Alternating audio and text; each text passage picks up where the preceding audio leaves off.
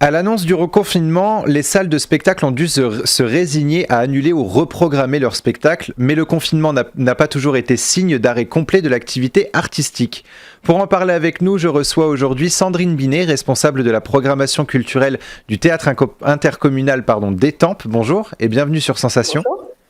Bonjour, merci. Alors à l'annonce du second confinement, les théâtres pouvaient proposer leurs salles pour les répétitions des compagnies ou pour des tournages. Est-ce que vous avez eu beaucoup de demandes ? Alors, on a eu relativement peu de demandes. On a une compagnie qui est en train de créer un spectacle qui s'appelle la Compagnie de la Tangente autour de l'œuvre de Roland Dubillard et qui répète actuellement en ce moment au théâtre. Mais on a eu relativement peu de demandes parce que le théâtre intercommunal d'Étampes est un théâtre qui habituellement accueille peu de répétitions pour des créations de spectacles dans la mesure où il alterne l'accueil de spectacles pour les montrer au public et les projections de cinéma, puisque c'est un lieu partagé entre le cinéma et le théâtre. Alors le 15 décembre, les théâtres pourront, si les conditions le permettent, rouvrir leurs portes aux spectateurs. Quelles sont les mesures sanitaires que le théâtre intercommunal d'Étampes met en place pour la réouverture ? Alors, les théâtres, globalement, en France, avaient un protocole depuis la sortie du premier confinement, un protocole qui a été testé, qui a été éprouvé, qui fonctionne bien, qui est bien rodé maintenant. Donc, la première des choses, c'est la distanciation des spectateurs, c'est-à-dire que si on vient en famille, on peut s'asseoir côte à côte, mais les places qui sont de part et d'autre de nos places en famille sont des places libres, et ensuite, un autre groupe de spectateurs s'assied à côté. Donc ça, c'est la distanciation des spectateurs. Et puis, bien sûr, les spectateurs gardent leur masque, tout comme le personnel qui travaille dans le théâtre. On doit mettre du gel hydroalcoolique à l'entrée, avant même d'entrer dans le hall du théâtre. Les circulations sont pensées de façon à ce que les spectateurs ne se croisent pas, y compris dans notre théâtre où on a des circulations qui sont parfois un peu étroites, puisque c'est un très beau bâtiment historique. Voilà, donc tout ce protocole-là va être appliqué avec beaucoup de rigueur, de façon à ce que les spectateurs puissent venir et assister au spectacle en toute sécurité, et à ce que, évidemment, les artistes et le personnel du théâtre puissent travailler aussi en toute sécurité. Voilà, toujours dans ce souhait de mettre tout le monde en sécurité. Pendant le confinement, vous avez continué une partie de vos activités, notamment dans les écoles, collèges et lycées. Comment avez-vous organisé les différentes rencontres entre les établissements scolaires et le théâtre ? Alors ça, c'est vraiment une chance qu'on a eue, c'est-à-dire que, contrairement au premier confinement où toute l'activité s'était arrêtée, cette fois-ci, le ministre de l'Éducation nationale a tout de suite donné son aval à ce que les activités artistiques se poursuivent dans les établissements scolaires. L'inspection académique également. Après, c'était bien entendu soumis à l'aval de chaque chef d'établissement. Mais nous, on avait des projets et des spectacles qui devaient avoir lieu en établissement scolaire et on a pu les mener à leur terme. Par exemple, un spectacle qui s'appelle Conseil de classe, c'est la compagnie La Gueule Ouverte qui crée ce spectacle et qui raconte tout ce qui peut traverser l'esprit d'un professeur qui n'a jamais dit à ses élèves et qui souhaite leur dire. C'est toutes les émotions qui peuvent le traverser, à la fois des émotions parfois de plaisir évidemment, mais aussi d'agacement ou de rancœur ou de colère. Voilà, c'est un très beau spectacle qu'on a fait au lycée Geoffroy Saint-Hilaire et au lycée Mandela à Étampes.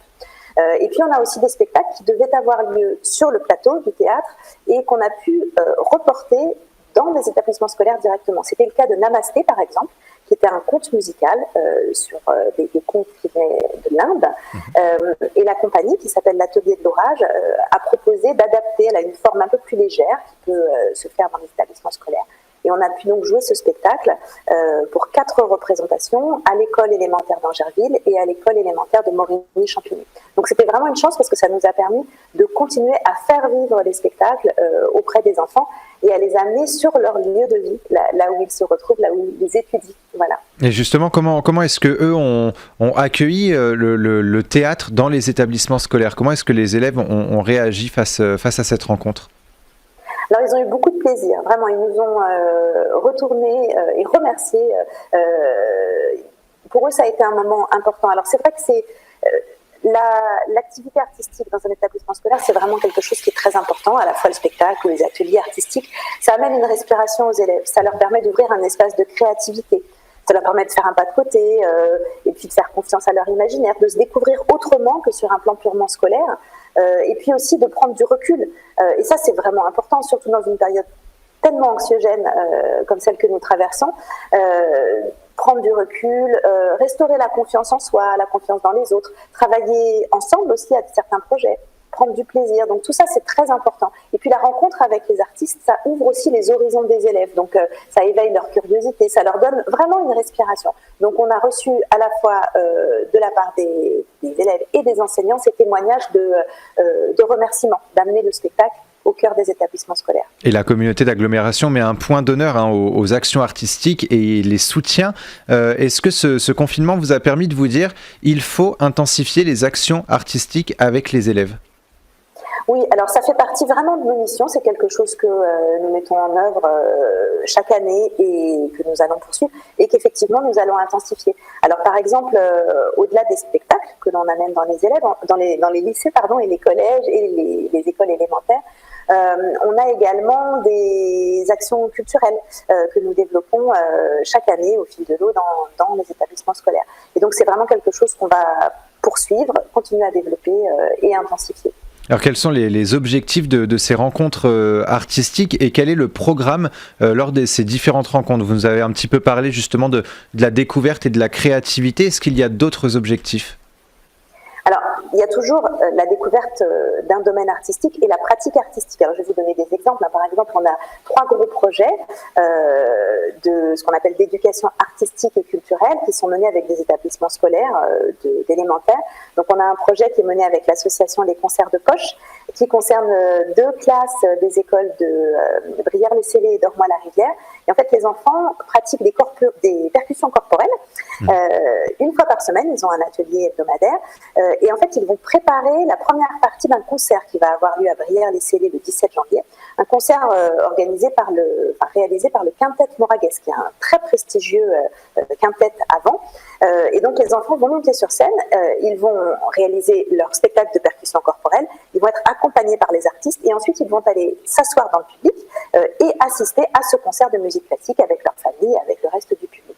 Donc ce projet illustre bien à la fois la pratique artistique, la rencontre avec les artistes et ensuite la découverte de l'œuvre artistique produite par les artistes. C'est un parcours en fait que nous réalisons avec les enfants. Et 16 représentations ont été programmées en milieu scolaire depuis le début du reconfinement pour une trentaine de classes. Les établissements scolaires ont été favorables justement à ces rencontres artistiques. Est-ce que ça n'a pas été trop compliqué à organiser ou justement ça a été hyper facile ?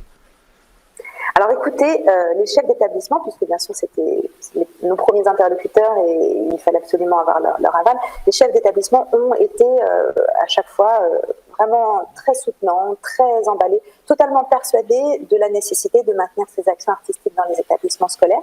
On a parfois dû juste simplement revoir la jauge. Pour vous donner un exemple, le spectacle conseil de classe qui devait se dérouler au lycée qui s'est déroulé au lycée professionnel Nelson Mandela, a finalement, dans sa représentation, accueilli un petit peu moins d'élèves que prévu, puisqu'il fallait tout simplement laisser un petit peu de distance entre les élèves.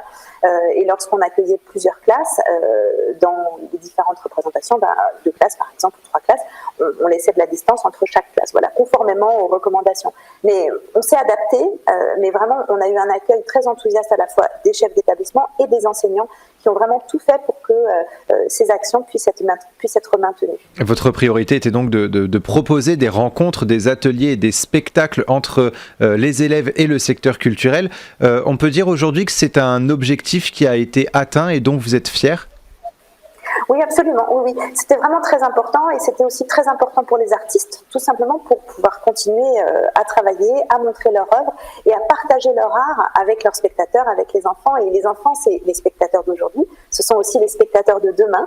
Et vraiment, notre objectif, c'est à la fois de les amener au spectacle et d'amener le spectacle vivant jusqu'à eux pour pouvoir partager avec eux tout simplement l'ouverture d'esprit, l'émerveillement, la découverte, ce chemin vers l'autre et vers la réflexion que permet le spectacle vivant. Alors très rapidement, si les conditions le permettent, le 15 décembre, vous pourrez rouvrir le Théâtre intercommunal des Tempes. Est-ce qu'il y a un événement, une reprise, justement un spectacle de reprise qu'il ne faut pas louper ? Alors justement, nous avions un spectacle qui était prévu le 13 décembre, qui est un opéra pop qui s'appelle Narcisse, un opéra contemporain créé par la compagnie L'Arcale. Et cet opéra, nous avons pu le déplacer. Alors la date n'est pas tout à fait, à l'heure où je vous parle, n'est pas tout à fait établie. Ce sera soit le vendredi 18 décembre, soit le samedi 19 décembre. Et vraiment, Voilà. On le note, cette réouverture. du coup dans l'agenda, et on va retrouver justement sur votre site www.caese.fr rubrique loisirs pour avoir plus d'informations et savoir quand est-ce qu'on pourra revenir dans votre théâtre. Merci beaucoup Sandrine Binet d'avoir été avec nous sur Sensation, et pour revoir ou réécouter cette émission, rendez-vous sur notre site et application Radio Sensation.